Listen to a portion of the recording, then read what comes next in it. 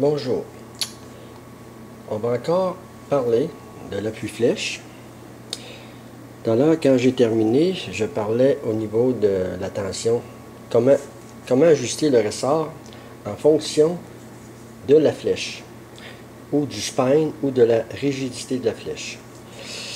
La plupart des appuis flèches, tu as un ajustement au niveau de la tension du ressort. OK.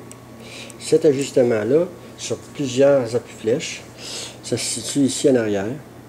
Voyez-vous, c'est une genre de, on pourrait dire une vis sans fin, que tu tournes vers la droite, du côté des aiguilles d'une horloge, pour raidir, ou le contraire, pour amollir. Mais pour savoir la bonne tension du ressort de l'appui flèche, il s'agit de prendre la flèche que vous allez utiliser. Vous la placez pas mal au bout de l'appui flèche, à peu près comme ça. C'est pas toujours évident, c'est parce que je tiens la caméra. Puis en plus, vous tenez votre flèche pas mal dans le bout, voyez-vous là. Je mets mon pouce en dessous, puis un à deux doigts dessus, de façon à plier la flèche. Il faut que vous la pliez environ un demi-pouce. Regardez, voyez-vous? Voyez-vous, à l'autre bout, c'est loin, là. On voit l'appui flèche, il commence à céder. Dès que vous faites plier la flèche d'environ un demi-pouce. OK? Fait que si on va à l'appui flèche, ce que ça va donner, je vais plier la flèche d'environ un demi-pouce. Regardez qu'est-ce que ça va donner. Voyez-vous? Il cède dès que je plie la flèche d'un demi-pouce. Prochaine étape. Prenez votre arc, vous allez à l'extérieur, vous placez votre cible, admettons on part à 60 pieds. Vous tirez un groupe de 3 flèches. Vous gardez les impacts. Après ça, pour savoir si la tension est bonne, est parfaite, malgré que là, au départ, vous êtes à 90% tuné, juste le fait dans l'atelier d'ajuster votre appui flèche. Vous faites plier votre flèche. Dès que la flèche plie d'un demi-pouce, l'appui flèche cherche à descendre. À ce moment-là, ce que vous faites, vous refaites un deuxième groupe de 3 flèches, toujours à 18 mètres. Vous visez au même endroit. Vous gardez la même cible pour comparer les impacts. Ce que vous allez faire, vous allez amollir le ressort, peut-être un quart, un demi-tour, de façon à ce que on le sent amollir, OK? Vous tirez un autre groupe de flèches. Si les flèches ils demeurent au même endroit, vous refaites un autre groupe de 3 flèches, vous amollissez de nouveau le ressort, la vis qui amollit la tension, vous refaites de nouveau un autre groupe de 3 flèches. Si les flèches groupent plus bas, même si vous visez au même endroit, c'est que là, votre ressort, vous avez passé droite dans l'ajustement, vous êtes un peu trop mou. Ce que vous faites, vous reprenez, vous le raidissez d'environ un quart de tour, de façon à ce qu'il vienne soit au tout début, par le grouping, ou à 60 pieds, un pouce plus bas. Si vous êtes un pouce plus bas en rapport au début, c'est que vous êtes sûr que dès que la flèche fait sa déflexion, je remets la flèche dans l'arc, c'est pas évident, là.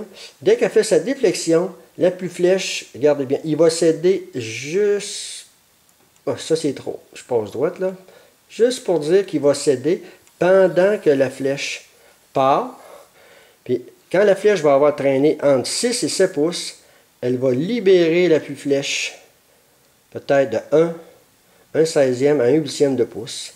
Puis elle est plus supposée de toucher à l'appui flèche jusqu'à sa sortie. Quand on obtient ça, on a un arc tuné, je pourrais dire, à 100%.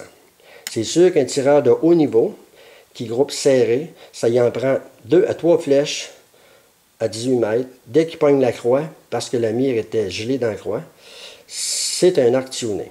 OK? Maintenant, pour finir la petite chronique des ressorts, c'est sûr que je vais y revenir. La prochaine, ça va être comment ajuster, à quelle hauteur mettre le note 7, la vraie hauteur selon le centre de poussée mécanique, mais cette fois-ci, de haut en bas. OK? Fait que je vais y revenir. Mais là, il me reste un peu de temps. Je vais retourner voir les marques que j'avais faites dans l'autre chronique. Expliquer un peu la raison. Il y a des raisons à ça, là. Pourquoi qu'ici, ça va grouper moins serré. Ici, un peu plus serré. Ici, beaucoup plus serré. La raison, c'est que si je prends la marque du haut, dont je trouve que la flèche est trop enfoncée dans l'appui-flèche, c'est que si la flèche, d'ailleurs, toutes les flèches les plus droites sur le marché, ça a toujours une petite courbure. Ça peut aller de 1,16 à 2 à 3, je veux dire de 1 millième, passant à 2 et à 3 millièmes. Si votre flèche est placée dans l'arc, dont la courbe, on parle au maximum, elle aurait 3 millièmes d'un côté, gauche ou droite. Qu'est-ce qui va se passer? C'est que au départ, le côté de la courbe va frotter plus de ce côté ici, ce qui va en résulter d'un tir soit à gauche ou à droite, exagérément, comparé au groupe normal. Okay?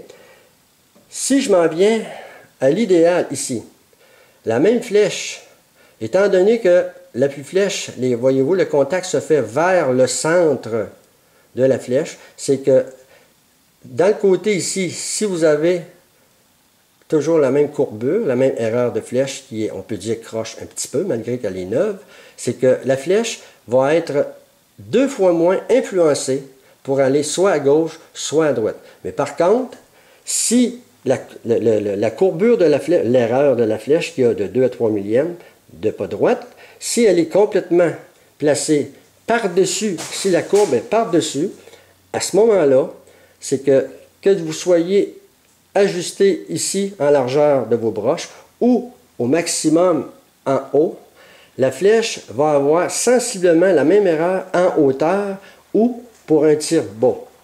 Donc, on vient d'éliminer, en faisant ça ici, le gauche-droite de 50%. À cette heure, ce qui reste à faire, c'est que moi, ce que je fais, je tire chaque flèche, je les passe sur les 3 plumes. Je marque mes plumes, la 1, la 2, la 3. Si j'ai une encoche plate au niveau d'une arbalète, je tire avec la plume 1, la plume 2 et la plume 3. Je vais faire, dans la cible, ça va faire un beau triangle. Okay? Ce que je fais, c'est que je prends en note. Si, admettons, j'ai une flèche qui est tirée haute, avec la plume 1 qui était dans la raile, si je parle d'une arbalète. Puis je prends la 2, c'était la flèche, la plume 3. Je fais ça jusqu'à temps que je vais tout rassembler mes flèches ensemble. Donc, pour couper ça au plus court, ici en bas, c'est la raison pourquoi ça groupe plus serré. C'est tout simplement que l'erreur de la flèche est moins amplifiée vu que l'appui-flèche, à peine si il supporte la flèche. Tandis qu'ici, avec cette largeur-là, la flèche est comme dans un étau. Alors, l'erreur de la flèche va vraiment être amplifiée à 100%, soit à gauche ou soit à droite. Ça fait que là, encore une fois, je n'ai pas vérifié le temps du tout. Fait que je vais terminer avec ça. Puis, comme je vous dis, je vais revenir à la prochaine chronique, comment trouver le center shot mécanique, mais cette fois-ci, comment placer le Nock 7 à partir de l'équerre, comme je l'ai dit il y a 2 ou 3 vidéos, aller en montant. Fait que, à la prochaine chronique.